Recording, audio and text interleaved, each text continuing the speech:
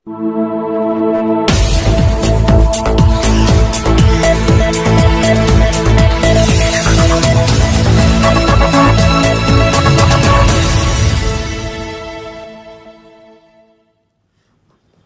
से चला है वफ़ादारों का नाम और वफ़ादार यारों को बॉबी खान का सलाम, नमस्कार, आदाब।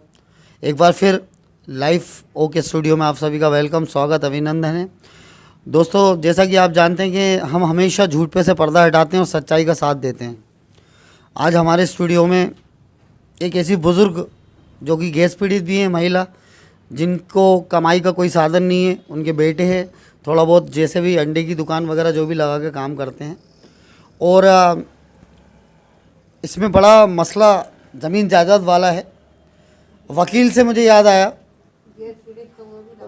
मुझे याद आया कि वकील एक ऐसा शख्स होते हैं, एक ऐसी पोस्ट होती है कि लोगों को न्याय दिलाने के लिए जाता है। जब वकील उल्टे ही लूटने पे आ जाए और फ्रॉड करने लगे तो कैसा रहेगा। हमारे बीच में हैं भोपाल की केस पीड़ित महिला हैं, बहुत गरीब हैं, फातिमा भी इनका नाम है। अब इनसे जानते हैं कि इनकी ज़मीन जायदाद का जो मसला है, इनकी ज़मीन को, इनके प्लाट को किस तरीके से वकील ने अपना फ्रॉड करके अपने नाम की रजिस्ट्री करवाने की कोशिश की और उस प्लाट को अपने लिए यूज़ करने की कोशिश की। तो मैं सबसे पहले हमारे बीच हमारे स्टूडियो में फातिमा जी हैं और आप देख रहे हैं कितनी बुज़ुर्ग हैं ये। इस उम्र में इनको आराम करना चाहिए, ये कोर्ट के चक्कर लगा रही हैं। तो सबसे पहले जानते हैं कि ये प्लाट आखिर कहाँ से, किसका था, कैसे ख़रीदा गया, वो जानते हैं। फातिमा भी हमारे बीच हैं। भैया, आप एक बात बताएं कि आपने ये प्लाट किससे ख़रीदा, उनका नाम क्या था? डालचंद माली। डालचंद माली जी से आपने प्लाट कौन से सन में ख़रीदा था? आज से 25 साल हो गए। सन बताइए। सन तो कैसे सन भाई? 1996 में। 1996 में ये इन्होंने प्लाट डाल सिंह जी से, जो माली थे, उनसे इन्होंने ख़रीदा था। तो उसमें आपके पास उसके पूरे पेपर्स वगैरह हों? हमारे पास उसकी क्या बोले वो नोटरी थी जी। तो वो नोटरी के लिए बोला के और कहने लगे भाई इधर से जगह निकलेगी, मैं भाई तुम्हें ही दूंगा। तो ठीक है। उसमें गवाह भी थी कोई? हाँ, चांद भी गवाह थी। चांद भी गवाह थी। तो आपने इस केस को लड़ा, मतलब उस वकील को ये केस दिया ले ये जाके? केस फिर वो इतने दिन हो गए तो मैंने किया कि भैया इसकी रजिस्ट्री करवा दो। नोटरी है अपने पास थी तो हमने किया उससे, वकील से, जितेन वो आया और खुद ही आया वो हमारे पास और कहने लगे कि इसको लाभ हम रजिस्ट्री करवा दें। तो हमने किया। फिर हमारा लड़का आया कि अम्मी लाभ वो लिखा पढ़ी दे दो तो अपन रजिस्ट्री करवा ले। तो हमने वो कागज़ उन्हें दिखाए तो कहने लगे कि हाँ चलो हम रजिस्ट्री करवा देंगे। जितेन वर्मा बोला कि हम रजिस्ट्री करवा देंगे। मतलब जितेन वर्मा जो वकील हैं वो नोटरी की रजिस्ट्री कराने के लिए ये बिया वहाँ गई थी उनके पास, तो उन्होंने नोटरी इनकी तो कराई नहीं। देखिए आप कितना फ्रॉड चल रहा है हिंदुस्तान के अंदर। सीएम साहब, आप देखिए कि एक बुज़ुर्ग महिला के साथ अगर वकील ऐसा करेगा तो इस हिंदुस्तान का क्या होगा। नोटरी के बाद रजिस्ट्री कराने लिए गए तो वो वकील अपने नाम की रजिस्ट्री करा रहा है। चलिए, हमारे बीच में एक्चुअल में इस पूरे फ्रॉड जो हुआ है, जो कि जितेन वर्मा जो वकील हैं, भोपाल के हैं, तो इनके एक साहबजादे बेटे हैं जो हमारे साथ स्टूडियो में आए हैं। अभी क्या है, ये बुज़ुर्ग हैं, थोड़ा बताने में उनको दिक्कत हो रही है, तबीयत भी उनकी ठीक नहीं है, लेकिन हम उनके बेटे से जानते हैं। आपका नाम? मेरा नाम शाहिद अली। शाहिद अली साहब इनके साहबजादे हैं। ये बताएंगे पूरा केस क्या था, पूरा समझाएंगे और आप इस केस को समझिए। जो भी लोग इस न्यूज़ को देख रहे हैं, तो बात करते हैं हम शाहिद अली साहब से। हमारी वालदा फातिमा भी ने 1996 में डालचंद माली से ख़रीदा था और डालचंद माली से ख़रीदने के बाद डालचंद माली से कहा कि साहब रजिस्ट्री कर दीजिए, तो वो आनाकानी करने लगे कि नहीं अभी मैं कर दूंगा, कल कर दूंगा, परसों कर दूंगा। तो फिर हमने मामा से बोला कि मामा आप हमारे प्लॉट की जो पेमेंट ले चुके हैं, अब हमारे पास कुछ नहीं बचा, आप रजिस्ट्री कर दीजिए। तो वो कह रहे फिर आनाकानी करा। तो हमने कहा मामा हम आप पे मुकदमा लगा देंगे। तो फिर हमने मुकदमा लगाने के लिए जितेन वर्मा को वकील मुकर्रर किया। तो जितेन वर्मा ने हमारा केस देखा, उनने कि हाँ इसकी रजिस्ट्री होगी, वाकई में रजिस्ट्री, आपके पेपर पूरे सही हैं, वो आपका प्रॉपर 1996 से कब्ज़ा है, कब्ज़े की रसीद है, सब कुछ है आपके पास, तो इसकी रजिस्ट्री हो जाएगी। अब रजिस्ट्री के लिए उनने केस लड़ने के लिए लड़ा, तो वो क्या है कि हमारे वालदा की रजिस्ट्री ना करवाते हुए वो अपनी रजिस्ट्री ख़ुद करवा बैठा। वो हमारे साथ धोखाधड़ी और फ्रॉड करा उसने, वकील ने, और हमसे आश्वासन देते रहा बीच में कि हाँ अपन केस लड़ना है, जीत जाएंगे, हाँ कि हम केस लड़ना है, अपन जीत जाएंगे।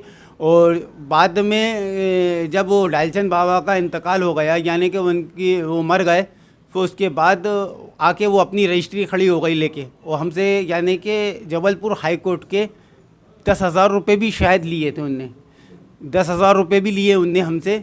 और 10,000 रुपये कह लेंगे हम हाई कोर्ट में भी अपील करेंगे अपन, और 10,000 रुपये दे दीजिए, और कोर्ट फीस उसकी 10,000 रुपये समथिंग बतलाई थी।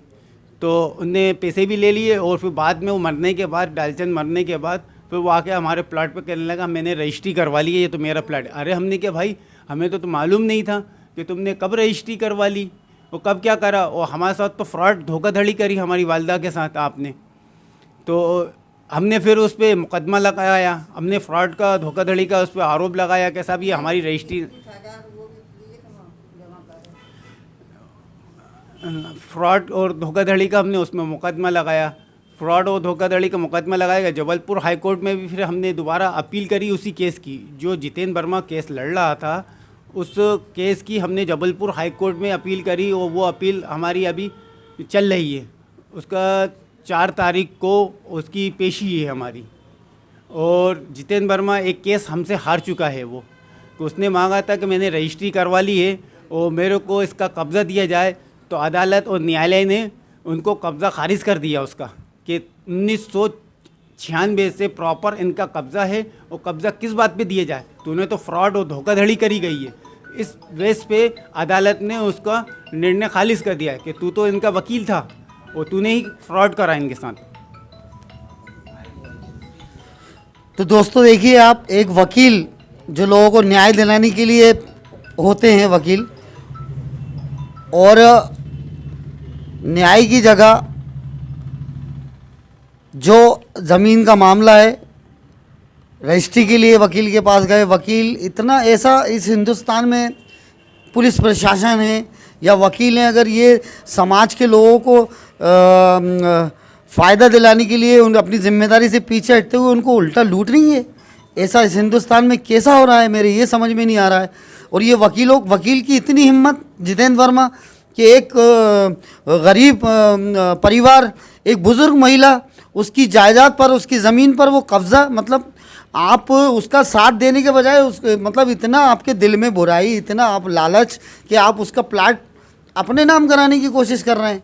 और ये प्रशासन, पुलिस क्या कर रही है। अभी मेरे उन्होंने मुझे कुछ ये बताया कि अभी आपका, जैसा कि आप वहाँ पर रह रहे हैं, तो मैं आपने जैसा कि कहा था कि आपको कोई वहाँ परेशान भी कर रहा है, वो कौन है उसके बारे में बताएं। क्या सबसे पहले तो ये बताएं आप कि कौन सा शख्स है जो आपको वहाँ परेशान कर रहा है। फ़ारूक नाम है उनका, फ़ारूक है, फ़िरोज़ है और समीरदाद, और 4 भाई हैं ये लोग।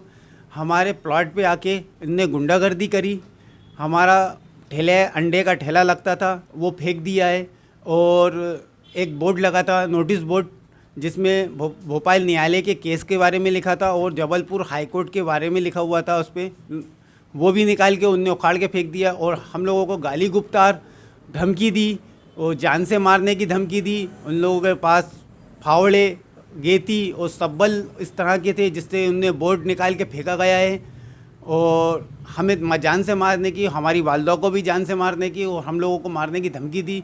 और फिर हमने पुलिस में कंप्लेन करी, थाने में गए तो थाने में भी कोई सुनवाई नहीं, क्योंकि वो लोग गुंडे और बदमाश लोग हैं।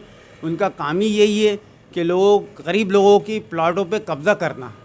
स्टेशन बजरिया में उनके हमने थाने में एफआईआर करी, तो थानेदार ने हमारी एफआईआर नहीं लिखी और हमें और डरा धमका के पहुंचा दिया कि वो उसने तो ख़रीद लिया है। कौन सा थाना है और कौन में टीआई है, उनका नाम बताइए। टीआई साहब का नाम नहीं मालूम मेरे को वैसे। कौन सा थाना? थाना स्टेशन बजरिया, स्टेशन बजरिया थाना है वो। उनका काम ही आपका ये प्लाट 80 फीट रोड पर है। 80 फीट रोड पे है, मेन रोड पे, 80 फीट रोड पे, नोवार कॉलोनी। तो आपने देखा, जितने भी लोग इस न्यूज़ को देख रहे हैं, ख़ास तौर से सीएम साहब, आपके भोपाल में आदरणीय मामा जी, क्या है कि ये इतना गरीब परिवार है जो कि इस प्लाट पे अभी मकान तो बना नहीं है और अंडे का ठेला लाकर अपने परिवार के ये पालन पोषण कर रहे हैं।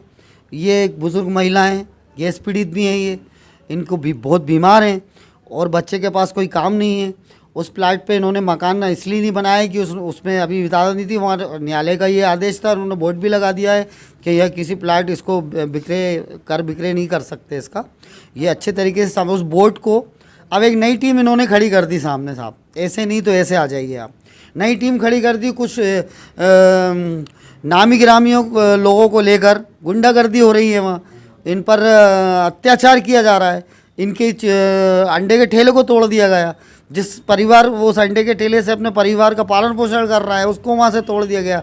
जिनकी जो चीज़ है उस पर वो अगर काम नहीं कर पाए, ये वकील साहब जो भी हैं, जितेंद्र वर्मा जी, आप ये बहुत गलत कर रहे हैं और ये पब्लिक इसका हिसाब आपसे मांगेगी और आपको इनकी ज़मीन भी वापस करना पड़ेगी। आप वकील हैं तो क्या है, आपसे बड़े बड़े वकील बैठे हुए हैं, आप इसको बहुत छोटी चीज़ समझ रहे हैं तो छोटी नहीं है। जिसका जो हक है वो उसको मिलेगा और लाइव होकर न्यूज़ इसके लिए लड़ेगा और हम आगे भी कोशिश करेगा। और जितने लोग इस वीडियो को देख रहे हैं, ज़्यादा से ज़्यादा शेयर करें और इसका पर्दाफाश करें, झूठ का पर्दा हटाएं और सच्चाई का साथ दें।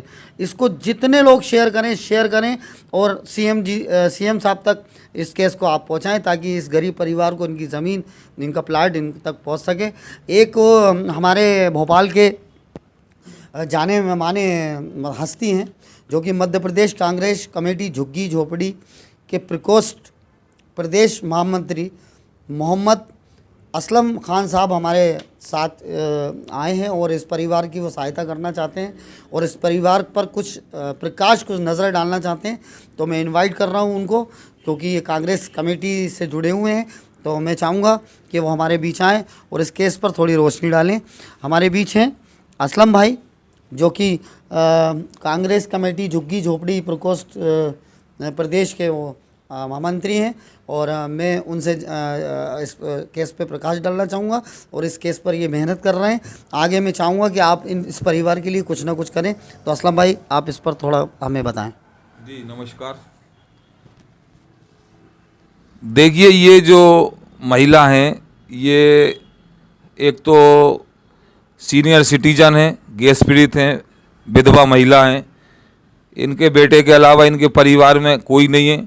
इसका फ़ायदा उठाकर इन लोगों ने जिस तरीके से षड्यंत्र पूर्वक इनका प्लाट हत्याने का जो प्रयास किया जा रहा है, मैं इसकी घोर निंदा करता हूं। और ऐसे एडवोकेट जो कि एक अपने पक्षकार, एक अपने जिसको कहना चाहिए कि कस्टमर के साथ ही उन्होंने एक धोखाधड़ी पूर्वक एक प्लाट की एक गरीबी का फ़ायदा उठाकर इन्होंने अपने नाम रजिस्ट्री करा ली और इनको धोखे में रखा। मैं माननीय मुख्यमंत्री शिवराज सिंह चौहान जी को बधाई देना चाहता हूं कि जिस तरह से उन्होंने भूमाफियाओं का सफाया करने का बीड़ा उठाया है। उन्होंने कहा है कि एक भी गुंडा, एक भी भूमाफिया, उसको हम ज़मीन पे गाड़ देंगे।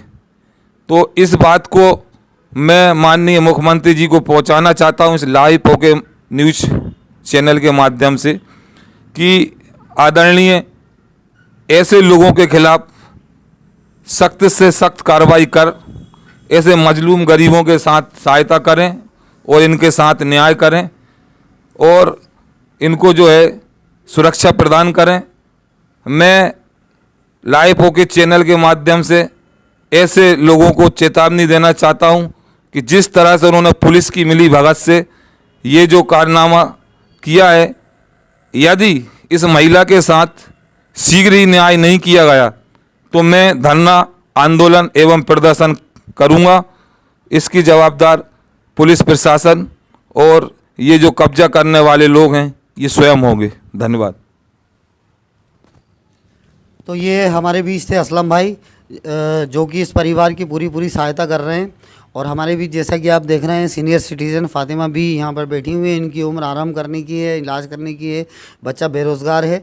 तो लाइफ हो गया, आपको मालूम है, हमेशा ऐसी पैनी नज़र रखता है और जिन लोगों के साथ नाइंसाफ़ी होती है उनको इंसाफ दिलाने की पूरी कोशिश करता है। और आज हमारे स्टूडियो में ये पूरी फैमिली यहाँ पर आई है जो कि पीड़ित है, इनकी ज़मीन दबा के रखी है। तो इस वीडियो को ज़्यादा से ज़्यादा शेयर करें। और मैं Bobby Khan, crime reporter, life हो के न्यूज़, और आज हम इस फैमिली का साथ देंगे, आप सभी मिलकर देंगे। और इन जो लुटेरे हैं, जो फ्रॉड कर रहे हैं, चाहे वो वकील हो, चाहे पुलिस डिपार्टमेंट, और ये न्यूज़ ज़्यादा से ज़्यादा आप इसको लाइक शेयर करें। बहुत बहुत शुक्रिया, धन्यवाद। फिर किसी मोड़ पर किसी दिन मुलाकात होगी।